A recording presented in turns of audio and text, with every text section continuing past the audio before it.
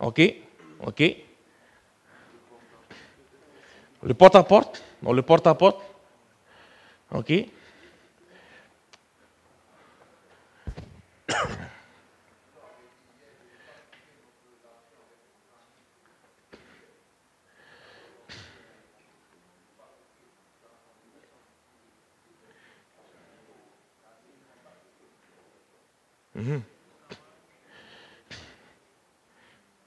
OK? Les amis, au travail, en rendant des services. OK? OK? Ça va faire bientôt 4 mois maintenant que tous les dimanches matins, j'ai un rendez-vous avec nos frères, les témoins. Les témoins. Quand ils viennent à la maison, souvent, malheureusement, notre réaction est souvent agressive face à leurs propos. Quand ils viennent, on est là, moi aussi je connais la Bible, et on commence à argumenter. J'ai opté pour une autre option avec ces deux frères témoins. Et tous les dimanches, de 8h à 9h, on a une sorte de discussion, d'échange. Et ça fait 4 mois maintenant. Et il y a 2 semaines, un des deux est allé voir le responsable avec des questions qui s'étaient posées suite à notre étude biblique. Pourquoi c'est comme ça? Pourquoi est-ce que la Bible dit ça? Et pas plus tard que vendredi soir, le responsable m'a appelé et m'a demandé de mettre fin à ces rencontres. J'ai dit, bon, je ne peux pas décider moi-même. Si les deux frères ils veulent continuer, je ne vais pas leur dire, on va s'arrêter là. Donc, on peut utiliser justement ces rencontres avec nos frères, les témoins, pour commencer une classe d'études bibliques. OK? Alors, ce matin, je vais vous présenter trois méthodes bibliques pour trouver des intéressés. Et parmi ces méthodes, il y a les réponses que vous avez données. Il y a une méthode qu'on appelle le principe oikos. Le principe oikos. Il y a la méthode des visites au foyer et il y a la méthode de l'amitié. Nous allons voir ce matin en détail ces 3 méthodes-là pour avoir des intéressés. Premièrement, c'est quoi? Le principe oikos. Oikos, c'est un mot grec qui veut dire maison. Oikos, c'est maison. Mais souvent dans la Bible, ce mot veut aussi dire famille, ou famille élargie. Est-ce que vous voyez maintenant à peu près de quoi on parle dans cette méthode-là? Un exemple biblique pour le principe oikos, tout simplement. Depuis Abraham jusqu'à Joseph en Égypte, et même jusqu'au début du Nouveau Testament, les gens venaient à Dieu par famille. Donc c'est un principe biblique, complètement biblique. Et c'est ce que Mme White dit par rapport à ce principe oikos. C'était la manière dont l'Église chrétienne s'était établie. Christ choisit tout d'abord quelques personnes et leur demanda ensuite de le suivre. Et ensuite, ces personnes-là allaient chercher leurs familles et amis et les amener à Christ. Et c'est de cette façon aussi que nous devons travailler. Quelques âmes amenées et fermement établies dans la vérité seront comme les premiers disciples, ouvriers pour d'autres. Donc, une méthode, c'est la famille. La famille ou les amis rapprochés. Et donc, ce qui est intéressant de faire, c'est d'écrire sur une feuille une liste de personnes de la famille ou des amis vraiment proches sur qui vous avez une influence. Lorsque vous avez des échanges, ce ne sont pas des échanges où on parle du beau temps ou du mauvais temps, mais des échanges profonds. Vous pouvez partager des idées. Et donc là, vous pouvez appliquer ce principe oikos et les amener petit à petit vers une classe d'études bibliques. D'ailleurs, selon les études qui ont été faites dans notre église adventiste, qu'est-ce qu'il est dit? Entre 75 et 90% des membres qui se sont joints à l'église, ils se sont joints à travers de quoi? Les amis et la famille. OK? Amis et famille. Un exemple, comment ça fonctionne, oikos? Un certain Ron Johnson, il s'était converti en mai 1974. Ensuite, en juillet 1974, qu'est-ce qu'il fait? Il amène son cousin Ken Morris et son épouse au Seigneur. Ensuite, à leur tour, Ken Morris et son épouse, ils emmènent le père et la belle-mère, Elmer et Anne Morris, en mars 1975. Ensuite, Elmer amena son frère Gordon Morris en septembre 1979, et ainsi de suite. Et sur une période donc de 5 ans, un total de 20 personnes de la même famille ont rejoint l'Église. Il a commencé tout seul, il a amené 2. Ces 2-là ont amené 2 autres, 2 autres ont amené, et petit à petit, le groupe s'agrandit. Et quand on fait le calcul, lors d'une évangélisation, au jour d'aujourd'hui, combien de convertis, combien de personnes donnent leur vie à la fin de l'évangélisation? Allez, un chiffre en moyenne. Une dizaine, une quinzaine. Une quinzaine. Pendant 3 semaines, il y a eu la préparation l'avant, le pendant et après. Tous ces efforts-là pour une quinzaine de personnes. Et est-ce que toutes ces 15 personnes restent dans l'Église indéfiniment? Souvent non. Souvent non, malheureusement.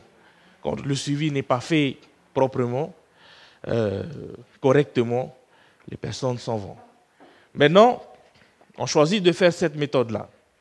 Je me concentre, par exemple, sur mon petit frère. Et je choisis de passer une année entière à essayer de l'amener à Christ et d'affermir sa foi en Christ. Au bout de l'année, j'ai fait combien de convertis? Un seul, mais une personne que j'ai consacré une année entière à fermer dans sa foi. À la fin de l'année, que se passe-t-il? On sera 2. Aller chercher un autre membre de la famille. Même chose, une année, chacun une personne. À la fin de la 2e année, on est combien? 4. Et ainsi de suite. Faites le calcul. En 5 ans, on sera combien? Première année, on est 2. 2e année. 3e année. 4e année. J'ai plus de doigts là. Et 5e année.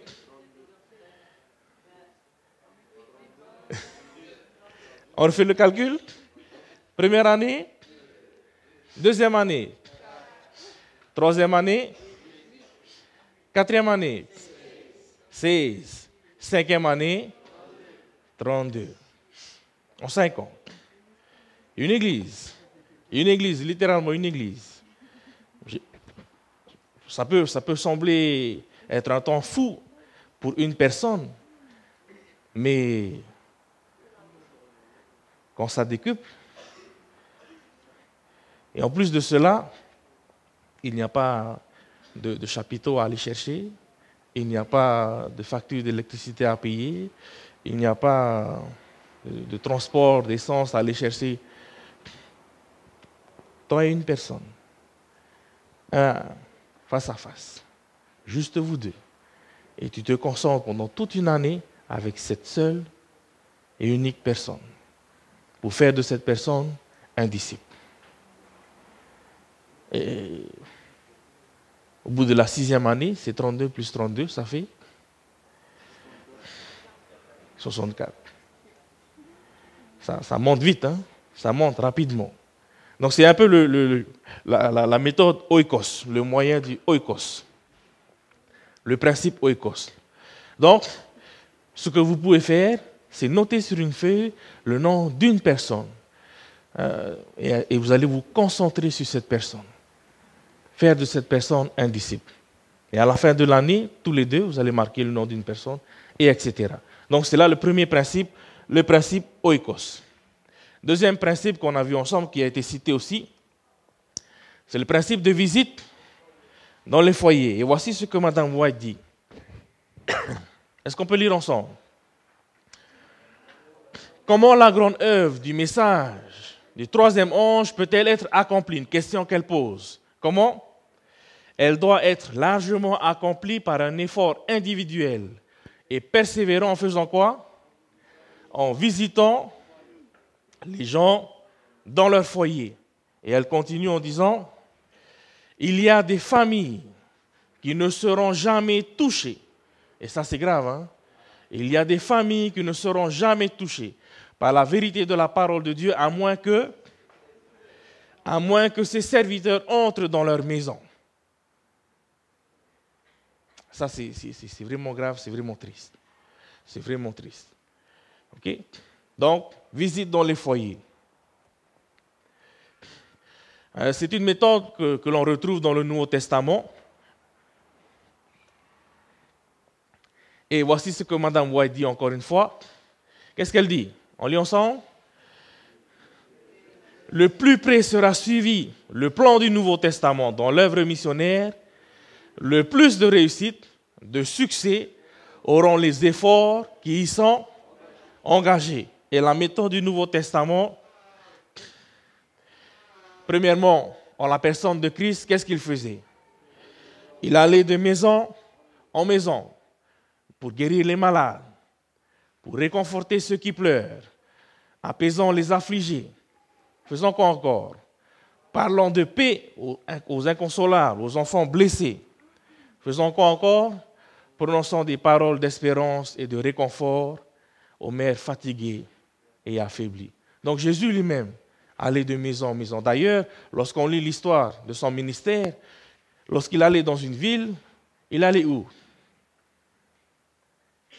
Vous vous rappelez de l'histoire quand il est arrivé dans la ville de Zachée? Où est-ce qu'il est allé? Je vais chez toi. On va aller chez toi. Directement. Il allait de maison en maison. Il allait de maison en maison. C'est exactement la même méthode que l'Église des premiers temps a commencé. Dans Actes chapitre 5, verset 42, qu'est-ce qu'il dit? Et chaque jour, dans le temple, et où ça? Et dans les maisons, il ne cessait d'enseigner et d'annoncer la bonne nouvelle de Jésus-Christ. Donc, même au départ, le travail se faisait et à l'église, mais aussi dans les foyers. Dans les foyers. Vous vous rappelez de la croissance, hein? Acte chapitre 2, 5000, et etc. La ville tout entière était évangélisée. Acte 17, verset 6. Ça, c'est quelque chose qui m'a toujours fasciné. Convertir une ville tout entière. Waouh! Convertir une ville tout entière. Vous imaginez toute la ville de Papeete convertie? Ou l'année prochaine, toute la ville de Fa'a convertie? Combien la population? Vous savez à peu près? À Fa'a? 30 000? 30 000 nouveaux membres à Fa'a. Toute une ville convertie. Et ça, il le faisait en allant enseigner dans les maisons. Il y avait de plus en plus de baptêmes. Il y a notre sœur et son mari qui vont partir d'ailleurs aux Marquises. Hein, c'est vendredi? Lundi. Et d'ailleurs, demain, on va tous se réunir et on va prier pour eux deux. Parce qu'ils vont aller aux Marquises, pas là où il y a l'église adventiste. Là où il n'y a pas d'église adventiste. Sur un terrain vierge. Exactement. Donc demain, on va tous se réunir et on va prier pour eux deux, pour que le Saint-Esprit puisse leur accorder la force nécessaire pour implanter une église, une maison aux Marquises. Donc, pénétrer dans les endroits vierges. Demain, après le cours, on va faire ça. Hein? On va se mettre en cercle et on va prier pour ce couple-là. OK? Donc, c'est une méthode non seulement qui est recommandée, mais qui a été appliquée et qui a été prouvée. Ça fonctionne. Aller de maison en maison.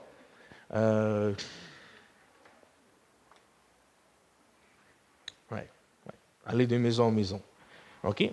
Vous avez des questions jusque-là? J'ai l'impression d'aller un peu trop vite. Ça va? OK. Troisième méthode. La méthode de l'amitié. Là, c'est la méthode de Jésus-Christ par excellence. Hein? C'est la méthode de Jésus-Christ par excellence. Matthieu chapitre 4, verset 14. Jésus, ce n'est pas le verset, hein? Jésus est éprouvé de la compassion. C'est quoi la compassion? C'est quoi éprouver de la compassion? Est-ce que c'est avoir pitié? Il y a une différence, hein? Il y a une différence entre avoir pitié et éprouver de la compassion.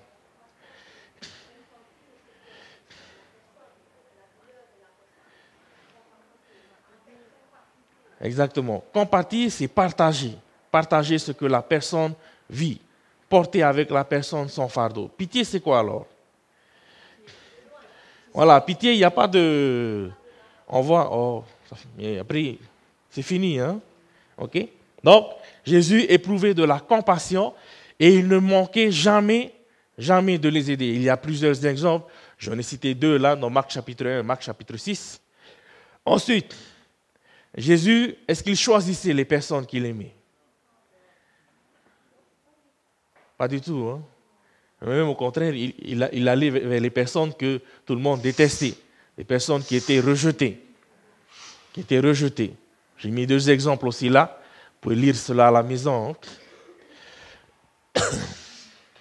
Et Jésus manifestait de l'intérêt envers tous ceux qu'il rencontrait et essayait de leur apporter une aide spirituelle.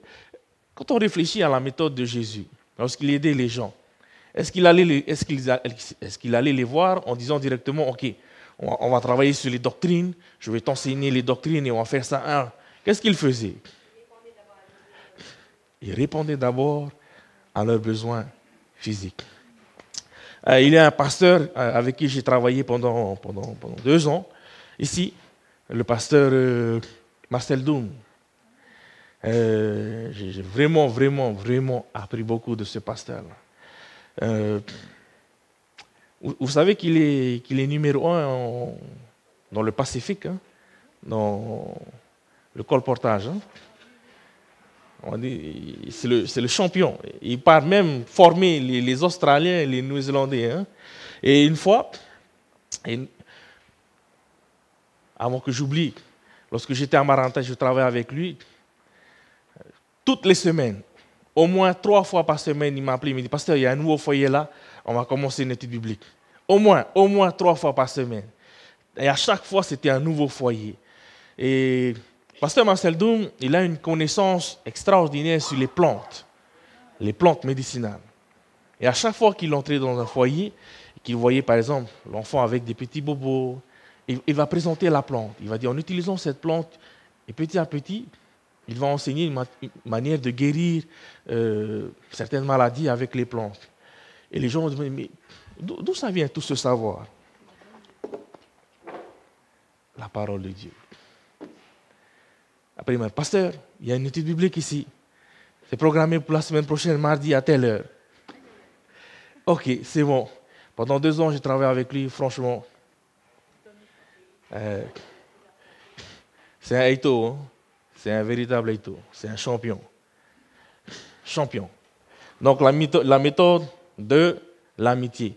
Et, comment on dit, il y a plusieurs occasions où on peut apporter notre aide aux personnes. Vous en connaissez des occasions où on peut aider les personnes?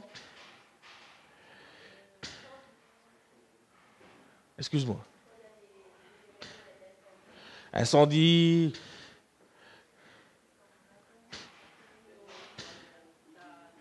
Besoin de transport. Un autre exemple alors. Le pasteur Walker. Le pasteur Walker, c'est un mécanicien. Un excellent mécanicien. Et il nous racontait, je ne sais plus dans quelle région de la Polynésie il était, mais c'est comme ça qu'il faisait. Aux Marquises, hein, c'était aux Marquises. Lorsqu'il voyait des gens qui avaient la voiture en panne, il s'approchait, il donnait un coup de main, il réparait la voiture.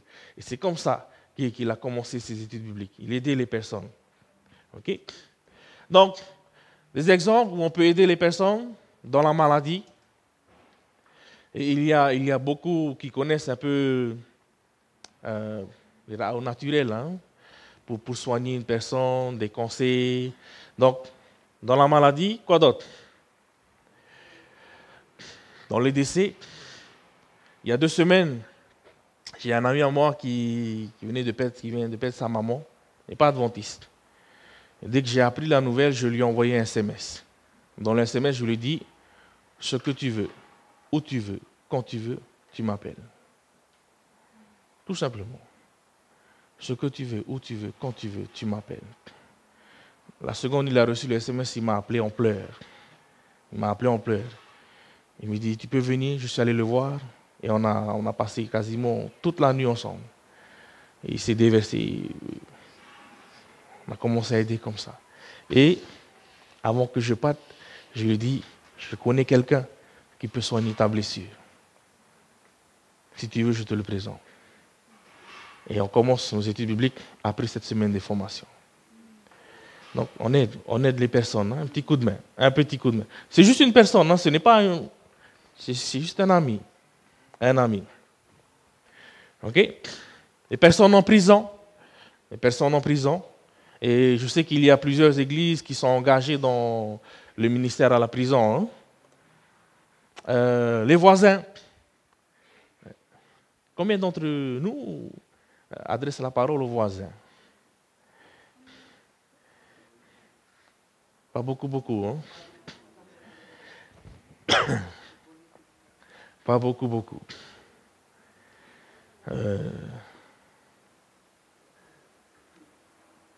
Il faut casser la barrière. Aller voir les voisins. Ça fait un an maintenant, Rava et moi, on habite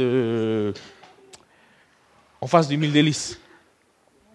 En face du Mille Délices. Et le premier jour où on est arrivé, je suis allé voir les voisins et je leur ai dit, bon, si jamais un jour vous avez besoin d'aide, vous avez un petit souci ou quoi que ce soit, n'hésitez pas à venir nous voir, venez frapper à la porte et on va essayer de voir comment est-ce qu'on peut vous aider.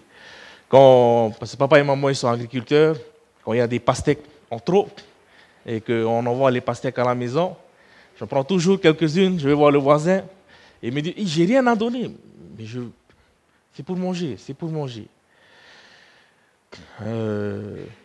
Des petits services comme ça, avec les voisins, pour ouvrir la porte aux voisins.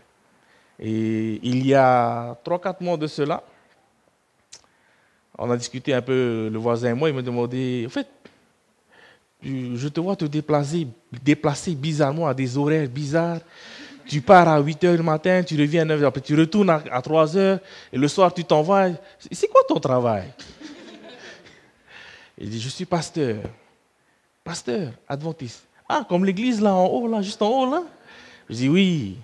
Ah, ok. Et on a commencé à discuter. Il a commencé à s'intéresser. Et bon, malheureusement, là, on va quitter l'endroit, mais on a semé une graine. On a semé une graine, on a discuté avec le voisin. Et je suis sûr qu'on peut tous faire la même chose avec tous nos voisins. Amen? Excellent. Les veuves qui sont seules, qui vivent seules, qui ont besoin d'aide aussi. Les personnes âgées. C'est ce qu'on a fait avec une des églises du secteur 3. Nous sommes allés à la mairie demander une liste de toutes les personnes qui sont âgées plus de 60 ans. Et on a eu, je pense, il me semble, une trentaine de foyers. Et on est allé voir ces foyers, on est allé nettoyer leur jardin, couper l'herbe, aider les personnes âgées. Hein? Aider les personnes âgées. OK? Construction, jardinage, c'est ce qu'on a fait aussi. Donc il y a plusieurs types d'occasions où on peut aider les personnes. Et c'est pas ça qui manque. Hein? Okay? Et il faut utiliser toutes ces occasions-là pour aider les personnes. Une parenthèse, peut-être qui a été soulignée par notre pasteur Josiah au moment du décès. Ce n'est pas le moment de faire de la doctrine. Hein? Pas du tout. Il faut surtout éviter ça. Faire de la doctrine. Mais vous vous rappelez ce que le pasteur Josiah a dit, on est là pour quoi? Au moment du décès. Pour consoler, pour réconforter, consoler. On n'est pas là pour prêcher le message de prophétie. Hein? Okay? Donc 3 méthodes tout simples. Méthode oikos, la méthode de visite dans le foyer et la méthode de l'amitié. J'ai choisi ces méthodes-là parce que ce sont des méthodes qui sont à la portée de tous. On peut tous faire cela.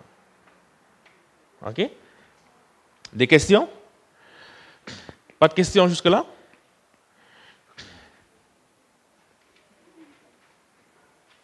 Ça va? OK, on va avancer. On va commencer à entrer dans le concret. Donner une étude biblique. Comment donner une étude biblique? On va voir ça aujourd'hui et demain. La première partie aujourd'hui, la deuxième partie demain. Alors, il y a une préparation. Une préparation, on ne va pas comme ça donner une étude biblique. Par exemple, lorsque Pasteur Marcel Dou m'appelle, il y a une étude biblique pour la semaine prochaine. Je n'attends pas la demi-heure avant l'étude biblique pour chercher le cahier, la Bible, le stylo et je vais aller faire l'étude. Il faut se préparer. Il y a ce qu'on appelle la préparation du cœur, la préparation de la personne en elle-même et surtout et aussi la préparation du matériel. Qu'est-ce que je veux dire par la préparation du cœur? On prend tout simplement l'exemple de Jésus. Jésus, avant tout événement important, qu'est-ce qu'il faisait? Il priait, il demandait la sagesse et le secours. Et pourtant, c'est le roi des rois. C'est le roi des rois. Et il se mettait de côté, il demandait à Dieu la sagesse et le secours. J'ai mis quelques textes pour venir appuyer cela. Hein. Dieu lui-même, il veut que nous lui prions pour lui demander la sagesse qui vient du ciel. Jacques chapitre 1, verset 5, Hébreux chapitre 4, verset 6. Priez pour la conduite du Saint-Esprit. Il faut toujours demander au Saint-Esprit d'aller d'abord dans le foyer avant que vous arriviez, de préparer le chemin. OK? Préparation du cœur, préparation personnelle. Se mettre en prière pour le ministère, pour ce ministère-là, donner des études bibliques. Parce que ce n'est pas un cours de maths ou un cours d'histoire ou de géo que vous allez donner. Mais vous allez faire quoi? Parler de la parole de Dieu. Donc c'est important d'avoir cette vie de prière, préparation du cœur. Deuxième chose très importante, c'est la préparation du matériel. Quels sont les outils de base? C'est sûr et certain, la Bible. C'est mieux encore si vous avez une Bible et une concordance. Il faut faire attention aux concordances. Hein. Il faut prendre une concordance qui colle à votre version biblique. Il ne faut pas acheter une concordance comme ça parce que c'est une concordance. Par exemple, si vous avez une Bible Louis II, il faut trouver une concordance Louis II. OK? Ensuite, à part la Bible, qu'est-ce qu'il faut d'autre? L'étude en elle-même, le guide en elle-même. Bon, les 28 doctrines, je vais donner. Lundi dernier, j'ai été après la formation dans notre bookstore à nous. J'ai été faire un listing de tout ce qu'ils ont comme matériel, combien il en reste et le prix. Et je vais présenter ça après, même si ça fait un peu de la pub, mais ce n'est pas grave. OK? Le guide. Et ensuite, bon, vous pouvez avoir une aide visuelle, des affiches, un graphique à montrer, par exemple l'image de la statue pour Daniel chapitre 2, ou un projecteur. Mais tout ce qui est aide visuelle, il faut le maîtriser. OK? Il ne faut pas aller dans la famille. Si vous utilisez un projecteur dans la famille, il ne faut pas aller... Attends, j'arrive pas. Il faut maîtriser le matériel. OK? Il faut le maîtriser. Sinon, si vous allez présenter l'image de la statue et vous êtes là... c'est la ceinture ou... Voilà, il faut maîtriser le matériel. Parce qu'une fois que vous commencez à douter sur votre matériel, qu'est-ce qui se passe? Vous perdez, littéralement, vous perdez votre audience. Hein? Vous perdez votre crédibilité et commence à se poser des questions. Voilà, est-ce que tu es venu faire à peu près à la maison ou... OK. Voilà.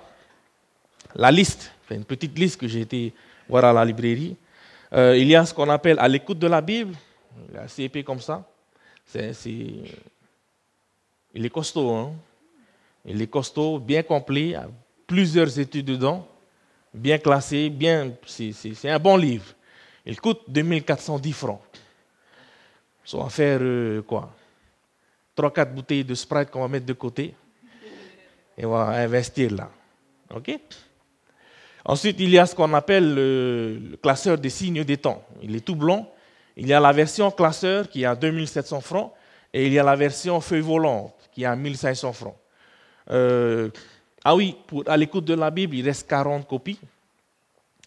Pour le signe des temps, pour la version classeur, il reste 7 classeurs. Et la version feuille volante, il reste 33. L'avantage avec cette version signe des temps, c'est qu'ils ont le manuel pour celui qui enseigne, et il y a aussi pour l'élève, quelque chose que vous allez laisser à l'élève pour qu'il travaille à la maison. Donc c'est un bon outil.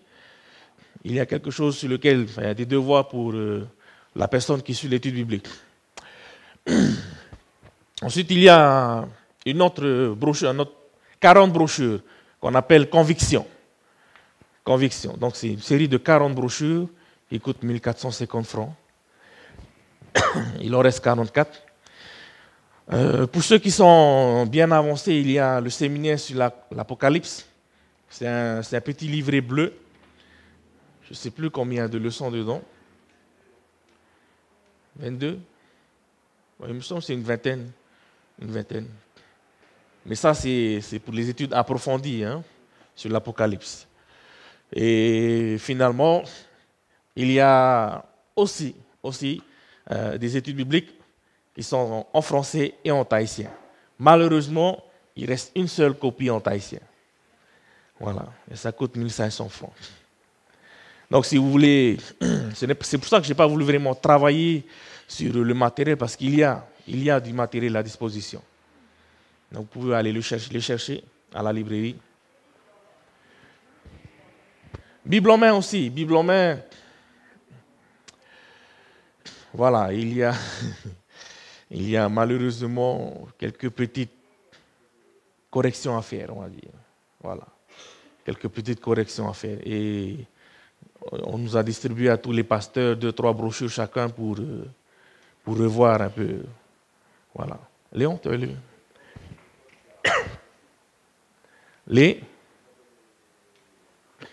Malheureusement, non. Malheureusement, il y a juste le dernier, malheureusement. C'est ça un peu l'inconvénient au niveau matériel, support. Il n'y a pas beaucoup en tahitien. Et pire encore, beaucoup de nos ouvrages, comme nous sommes affiliés à l'Union Nouvelle-Zélande, c'est en anglais. C'est en anglais. Quand j'ai le temps, je me mets à traduire quelques études bibliques. Je disais à notre sœur là que je viens de terminer une série d'évangélisation en anglais. J'ai traduit en français. C'est intitulé « Vers une vie nouvelle ». Voilà, il y a 15 sujets. C'est des sermons tout prêts, tout fait déjà. Donc pour ceux qui souhaitent avoir une copie, pas pour enregistrer, mais pour faire un, voilà, vous venez me voir et voilà. Pour ceux qui le souhaitent. À part ça, il y a aussi des études bibliques que l'on peut trouver sur Internet, mais il faut être prudent avec ce qu'on trouve sur Internet. Il faut bien vérifier les sources. J'en ai quelques-uns, études bibliques qui ont été faites par Mark Finley, et je ne sais plus, 2-3 autres encore.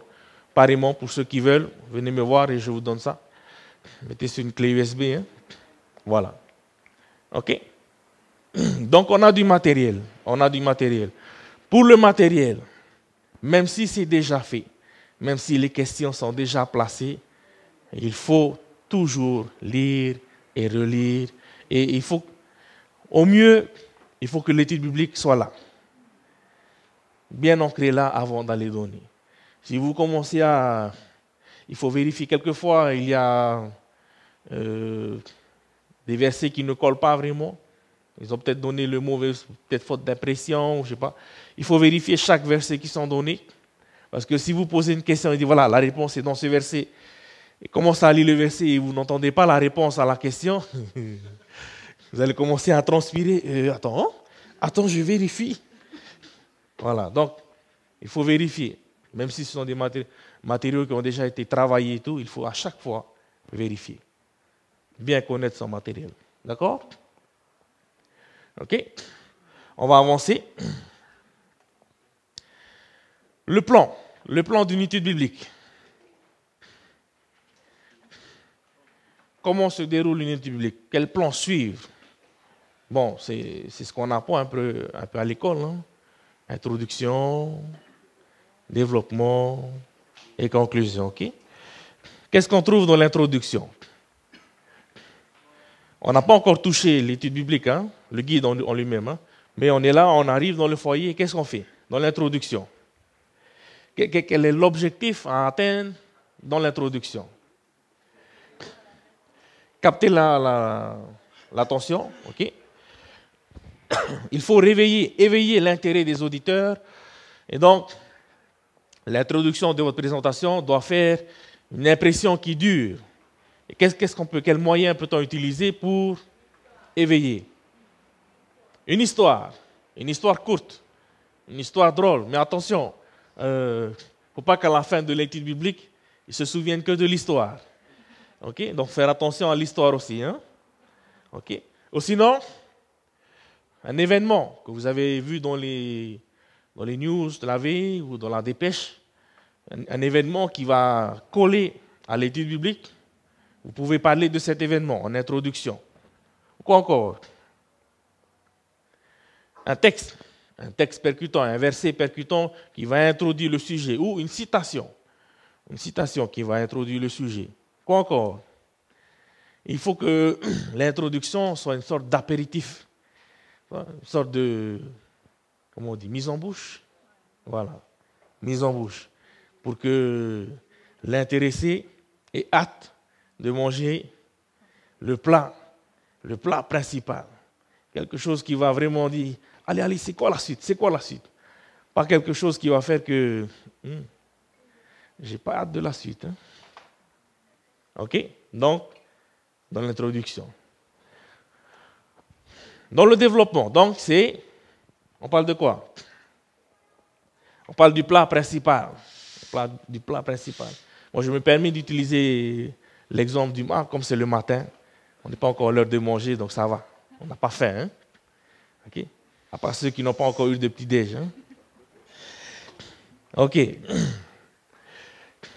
Il faut, si vous avez fait une introduction qui met l'eau à la bouche, qui suscite l'intérêt de celui qui écoute l'étude biblique, il faut que le plat de résistance, quand il arrive, ça répond aux besoins. Si on sert ensuite quelque chose, si on donne une entrée qui est vraiment alléchante et ensuite on sert un plat qui est fade, voilà. Ok. Donc si vous annoncez un steak frites pour le plat de résistance, ne lui servez pas, je sais pas moi, sardines, hein? Ok. J'ai des amis en Papouasie, quand c'était mon tour de prendre la prédication le sabbat, quand ils me voient, ils me disent « Hey, c'est à toi le programme ?» Je dis « Oui. Alors, qu'est-ce qu'on mange? Végétarien ou steak frites ?» Ok. Voilà. Pain beurre, Milo pain beurre, on mange Milo. Donc le corps, le plan de résistance, il doit être solide. Et bien sûr, il doit suivre un ordre logique. Ok. Si on parle de Daniel chapitre 2, avec la statue, il ne faut pas partir dans le désordre. Il ne faut pas dire la ceinture, c'est ça, et la tête, c'est ça. Et quand tu parles des pieds, il faut bien suivre l'ordre. On va voir ça plus en détail demain, normalement. Ensuite, il faut présenter le sujet avec conviction. Et ça, c'est important. C'est vraiment important. Je me rappelle un sabbat, je ne vais pas vous dire dans quelle église. Il y avait un ancien, c'était à lui le prière. Et le titre de son sermon, c'est la joie de servir l'Éternel. Et nous devons dire, aujourd'hui, je vais vous parler de la joie de servir l'Éternel. Il n'y a pas vraiment de conviction. Hein? C'est comme...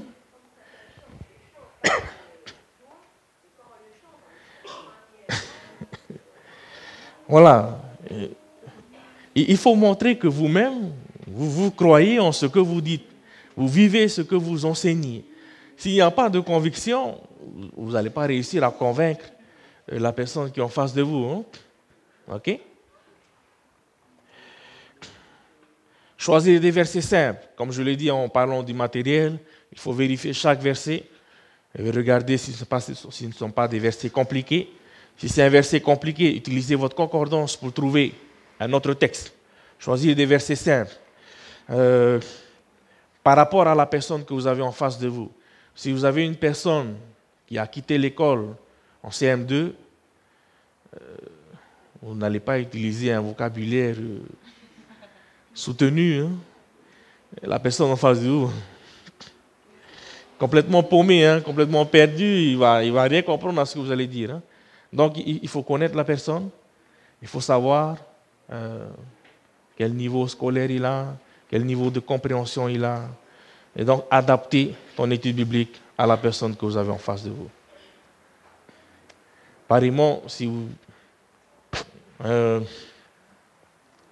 un exercice qu'on nous faisait faire en Papouasie, c'est notre prof de prophétie biblique.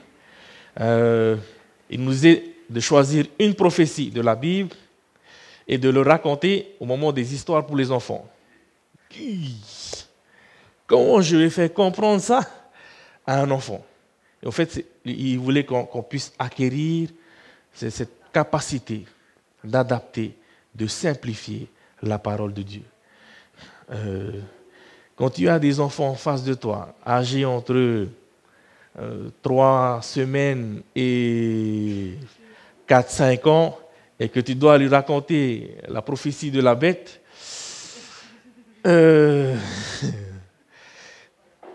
mais c'est un bon exercice. C'est un bon exercice. Et tu vas devoir travailler sur comment simplifier le message. Et d'ailleurs, c'est ce que Jésus a fait. Hein. C'est ce que Jésus a fait. Toutes les paraboles, dans chacune de ces paraboles, il y a une doctrine biblique. Mais les paraboles sont tellement des histoires simples à comprendre que le peuple pouvait assimiler, pouvait associer à leur vie de tous les jours. Ils arrivaient à comprendre les doctrines profondes que nous enseignons aujourd'hui. D'ailleurs, une chose qui serait bien à faire, c'est de travailler sur une évangélisation basée uniquement sur les paraboles de Jésus. Ça serait bien, je pense, de travailler sur ce projet-là. Hein? Juste les paraboles de Jésus. Et de travailler sur ces paraboles-là pour faire une évangélisation. Okay. Donc, versets simples, hein? Des versets simples. Soyez brefs, directs et au point. Il ne faut pas tourner autour du pot. Hein? Allez directement au point. Avec du tact, bien sûr. Beaucoup de tact. Ça, c'est important aussi. Terminez votre étude avant que l'intérêt se dissipe. S'en va. Si vous perdez l'intérêt de la personne et vous n'avez pas encore fini l'étude biblique, si vous voyez que la personne en face de vous commence à hocher de la tête, c'est qu'il est temps de terminer. Et quand vous annoncez que vous allez terminer l'étude biblique, hein, c'est la même chose, c'est le même principe que pour le sermon. Hein. Si vous annoncez, voilà, en conclusion, on va dire ceci, et puis on vous redécolle encore, c'est fini. Hein. Vous avez perdu. OK? On va voir ça plus en détail demain. À peu près 10 à 15 textes bibliques par étude. C'est suffisant. Il ne faut pas non plus surcharger la personne de versets bibliques. 10 à 15 versets. On va voir ça demain. Hein? Okay. Voilà. Pour le corps et le développement. Ensuite, vient la conclusion ou l'appel. Qu'est-ce qu'on fait? Durant la conclusion et l'appel, on fait un résumé. On fait un résumé de ce qu'on a vu rapidement. Un résumé. On fait une conclusion pour le sujet. On fait un appel à une décision. Par exemple, si vous parlez des aliments impurs, à la fin, quelle conclusion, quel appel est-ce qu'on peut faire? Un appel à mettre de côté à ne plus toucher aux aliments impurs. Ok? Et ensuite, et surtout, il faut continuer à maintenir l'intérêt. Donc, on annonce le sujet suivant. Et demain, on va voir que l'ordre des sujets, c'est important. Hein? Il faut que ça suive une bonne logique. Quand je suis arrivé ici, quand j'ai commencé mon ministère, quand on m'a demandé de prendre les études bibliques ici à Fatawa tous les lundis soirs, j'ai demandé quelle série est-ce que tu suis. Et puis la personne en charge à cette époque-là m'a dit, peu importe, choisis n'importe quel sujet et puis tu fais. Il n'y a pas vraiment de... Donc j'ai décidé de stop ce qu'ils avaient fait et commencer une nouvelle série. Il faut que ça suit une bonne logique. Ça suit une bonne logique. Et demain, on va voir l'ordre des sujets, un bon ordre de sujet. Ok? Oui. Alors, il arrive que les personnes que vous avez en face de vous demandent l'étude pour un sujet précis. Si c'est une étude qui peut se soutenir à elle seule, c'est bon, on peut le faire. Mais si c'est une étude qui a besoin d'une autre étude pour venir appuyer, il est préférable alors de construire d'abord la base et ensuite d'aller sur l'étude. Donc de dire à la personne, ok, pour bien comprendre cette étude-là, il faut d'abord qu'on voit ceci. Et ensuite on va passer à là. Ok? On va finir avec cette diapo-là, un comportement. Première chose, très important, être à l'heure. Si vous allez dans un foyer et que vous avez prévu d'arriver à 6 heures, que vous arrivez à 6h30, c'est pas bien. Hein? C'est la même chose si l'étude biblique ici à l'église et que la classe d'étude biblique commence à 6 heures et que vous arrivez et que vos étudiants sont déjà là avant vous, c'est pas bien non plus. Hein? Donc il faut être à l'heure, ponctuel. Ensuite, il faut être enthousiaste, encourageant, détendu et amical. Il ne faut pas venir tout triste à l'étude biblique. Bon, je ne voulais pas y venir ce soir, mais bon, c'est pas grave. On va faire l'étude biblique quand même. Ça casse l'ambiance, hein.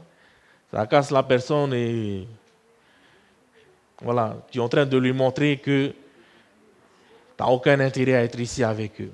Tu ne partages pas ce plaisir. Ok? Étape numéro 3, la meilleure disposition possible. En cercle, c'est mieux. C'est la meilleure disposition parce que tout le monde se voit. Personne n'est dos à dos avec quelqu'un d'autre. Donc tout le monde se voit et on peut avoir un bon partage. Ok? Quand vous commencez une classe d'études bibliques, il faut faire une petite présentation, une courte présentation. Il faut que tout le monde connaisse tout le monde. Au moins le prénom. Au moins le prénom. Comme ça, petit à petit, des relations d'amitié vont se forger, vont se former. Vous aurez une classe vraiment solide. Point numéro 5, être compréhensif. Lorsque vous enseignez, articulez. Ne mâchez pas les mots. Prenez le temps pour vos phrases. Ne faites pas des phrases de 10 km de long, sans queue ni tête. Donc, être compréhensif. Numéro 6, parler avec sagesse. D'où la prière, d'où la préparation. Demandez à Dieu la sagesse. Oui, Dorina.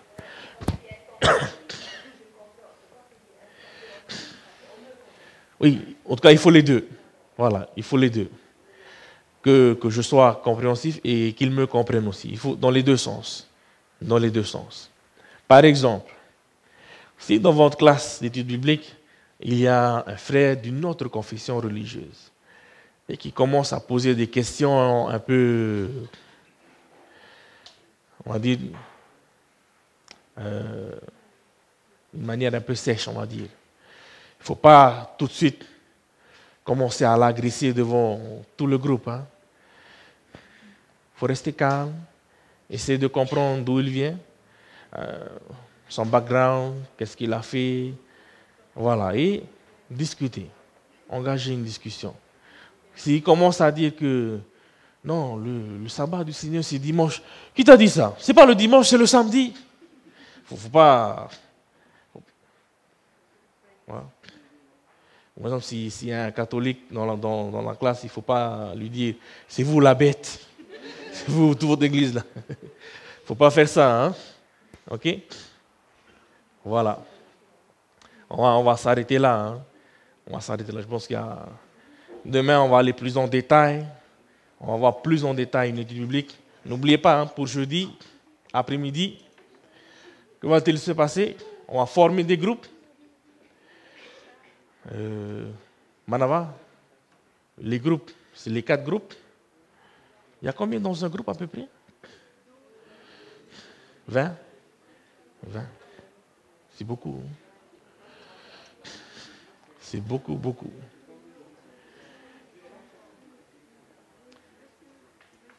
Peut-être diviser alors les 4 groupes en 2. Hein? Voilà, les 4 groupes divisés en 2, faire des groupes de 10. Et les 10, vous allez travailler sur un sujet, sur les questions, réponses, versets. Et vous allez choisir une personne qui va présenter l'étude biblique. Vous allez travailler avec cette personne sur l'introduction, l'histoire, machin. Ou s'il y a une illustration à préparer, un support, en groupe de 10, vous allez travailler.